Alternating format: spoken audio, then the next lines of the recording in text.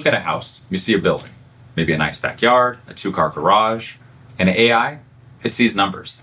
Here's how. Say you want to build an AI that predicts housing prices. You feed it data, square footage, number of bedrooms, zip code, age of the house. Those input data points are called features. Features are the information the AI uses to make a decision. And the thing you want it to predict, the price, that's called the label.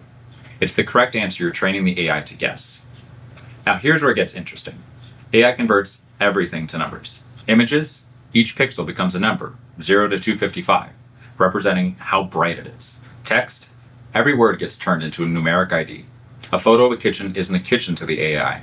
It's just a grid of numbers. The AI doesn't know what granite countertops means. It just knows that certain number patterns tend to show up alongside higher price labels.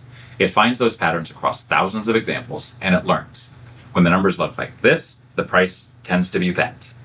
And here's what actually matters. The quality of your features determines the quality of your predictions. This is what's called feature engineering, choosing which data points to feed the model. It's a real skill, one of the most important jobs in machine learning. If you feed the AI garbage features, you get garbage predictions. Feed it the right features, things that actually correlate with price, and suddenly you've got a model that can outpredict a human appraiser. So that's features and labels, the vocabulary AI uses to understand a world it can never actually see. If you're following along, video 8 is coming up next, and it's going to click even more once you've got this one. Follow so you don't miss it, and drop your AI questions in the comments.